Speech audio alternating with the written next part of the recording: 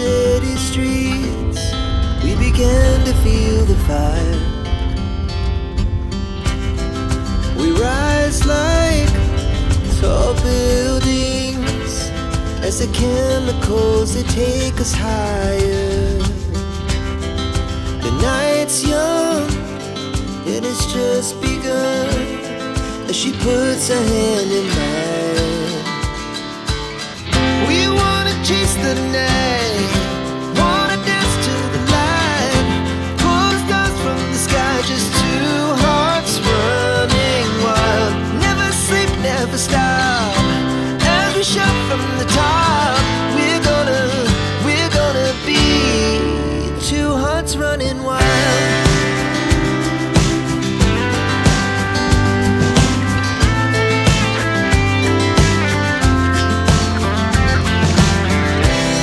Now the morning is the afternoon, we lay awake in bed. The laughs so loud as the hours pass, we're gonna do it all again. We wanna chase the night, wanna dance to the light. Last night I attended a night sky event, for lack of a better word. And that room over there is full of telescopes. We managed to see Jupiter's, and I got to see at least 4 of its 9 moons, and a whole bunch of other stars. Cool. Binocular telescope. I call this a binocular because bi means a pair of something. In this case, a pair of oculars. Binocular, right? I know that in the English language it's binoculars, but it's wrong. Down at the very base, that's called the primary mirror. So light comes in, strikes the primary mirror, reflects the light up to the secondary mirror, which is much smaller.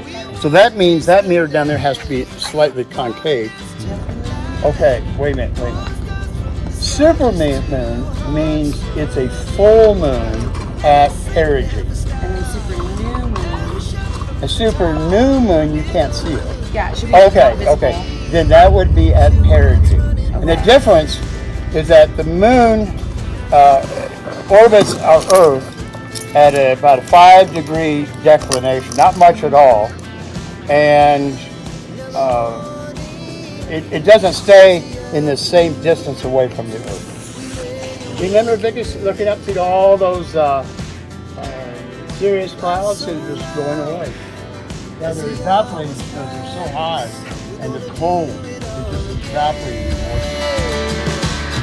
We wanna chase the night, wanna dance to the light, pull the stars from the sky, just two hearts running wild. Never sleep, never stop, as we shout from the top.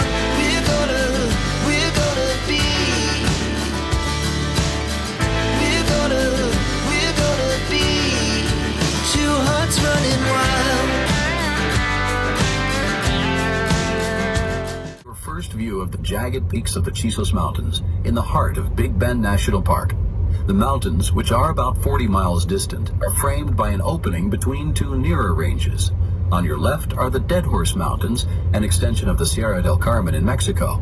On your right are the Santiago Mountains. The opening in between is called Persimmon Gap, named for the wild Texas persimmon trees that grow in washes. In a few miles, you'll reach the Persimmon Gap entrance to Big Bend National Park.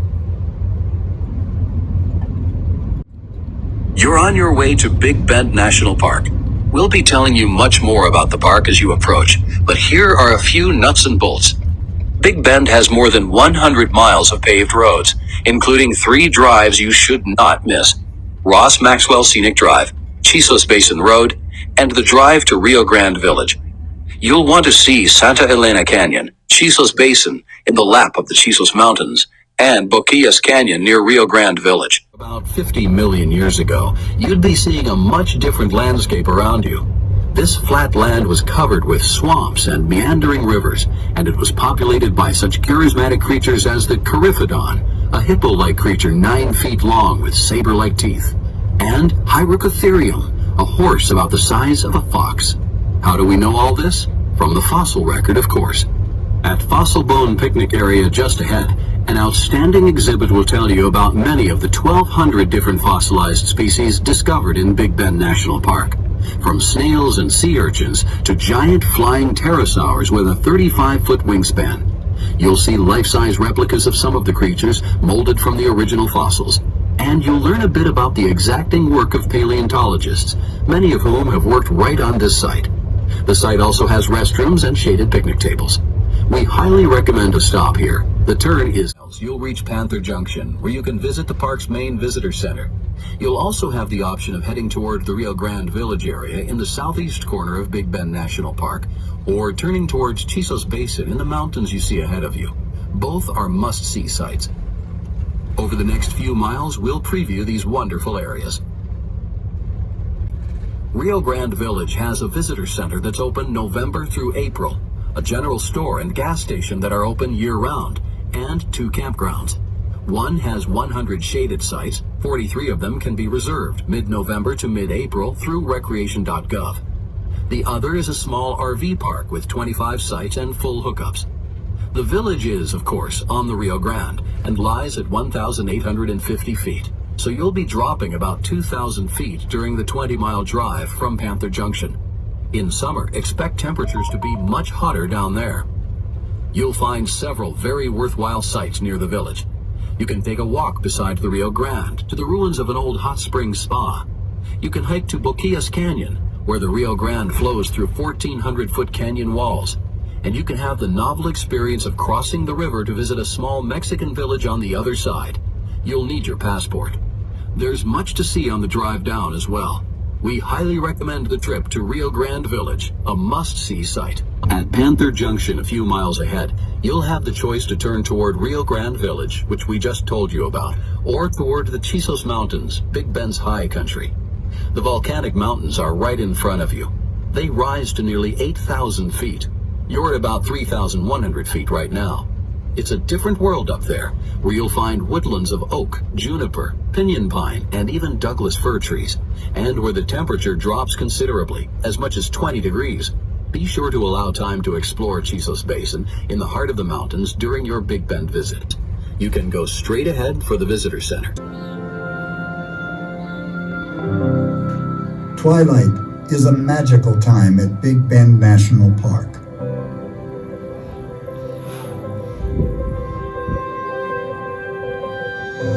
Yet the most spectacular show is yet to come. In this enchanted landscape, more than 100 miles from the nearest city, there are few man-made lights to compete with the light show overhead. Big Bend's night skies are among the darkest and clearest in America.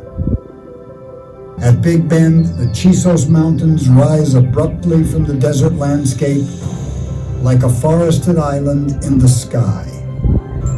The Rio Grande carves through limestone, creating deep canyons. Big Bend National Park is worthy of being a national park because there's almost no place on earth like it. It has the combination of desert, mountains, and river all in one place. So you not only have the opportunity to see these 3 dramatic habitats, but we also have the opportunity to preserve them as a part of a larger ecosystem, as a whole package. The final piece of the Big Bend mosaic is also its lifeblood. Like in the desert and mountains, the wonder here come in the things you least expect. Along the Rio Grande, a ribbon of green grows within sight of the parched earth. The Rio Grande does more than provide habitat for wildlife. It creates what many consider to be the defining landscapes of Big Bend. For more than 2 million years, the river has been cutting through limestone, sculpting 3 magnificent canyons. At Boquillas Canyon, on the eastern side of the park, the Rio Grande winds for almost 18 miles.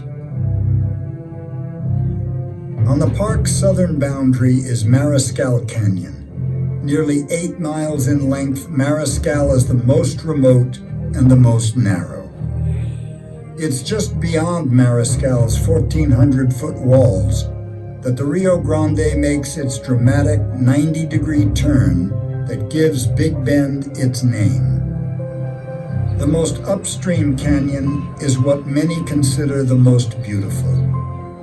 Santa Elena Canyon's 1,500-foot walls anchor the southwestern corner of the park. Say the Santa Elena Canyon by sunrise is one of those classic Big Bend scenes. In the early morning light, it's illuminated. It almost seems alive with the rocks glowing their brilliant orange colors as the light comes up. It's a very beautiful place to be. Coming up on your left is a turn for the half-mile improved dirt road to Dugout Wells, a small oasis with a working windmill. It was once the site of a schoolhouse, one of just a few in the region. It's a very pleasant place to pause for a picnic in the shade and to enjoy the variety of birds drawn by the presence of water. A half-mile loop nature trail leads away from the oasis and out into the desert, where signs identify the indigenous plants of the Chihuahuan Desert. You're approaching a short tunnel built in 1959 to eliminate a sharp, narrow bend in the road at the edge of a cliff known as Dead Man's Curve. The curve got its name after a German immigrant named Max Ernst was shot in the back here in 1908 while locking a cattle gate. An interesting note for geology buffs: the limestone layer that the tunnel passes through is the same layer you see ahead of you in the distant Sierra del Carmen, 4,800 feet higher. This area is part of a massive block of rock dropped downward through faulting. You'll find a pullout on the right just before the tunnel, and a right turn for the scenic Rio Grande overlook right after the tunnel.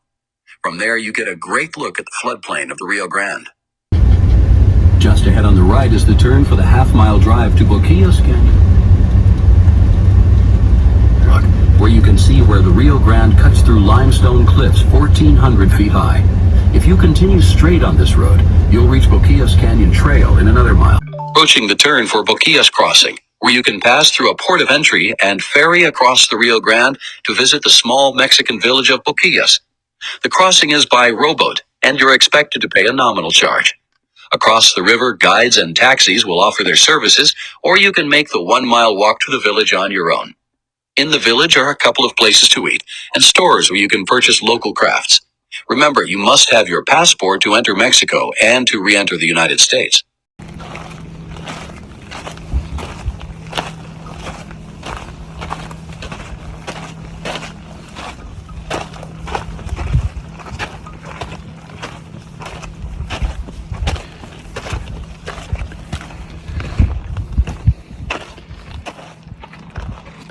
There's the Rio Grande in Mexico.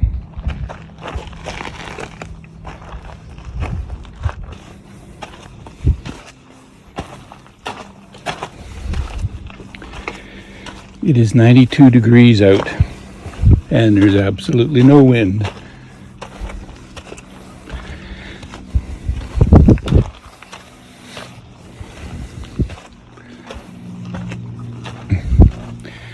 So we made a stop at one of the lookouts, and they had all this stuff sitting here. And we were talking to a park ranger, and I guess they canoe across the river from Mexico, come and place this stuff here, and you just put your money in to the locked box. And they come back at night and collect everything up. And the park ranger didn't seem too concerned that they're crossing the border.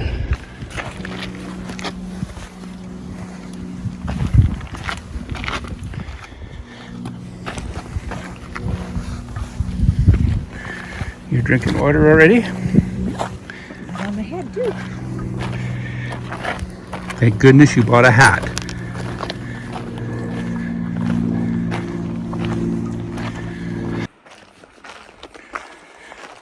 I wondered how come there would be cows in the park, but they're not. They're on the Mexican side of the river. Well, there was one over there. Got a picture of him. The Rio Grande doesn't look so grand, but it's cut itself a pretty deep channel. Well, this is the end of the trail. The Rio Grande goes further to the coast.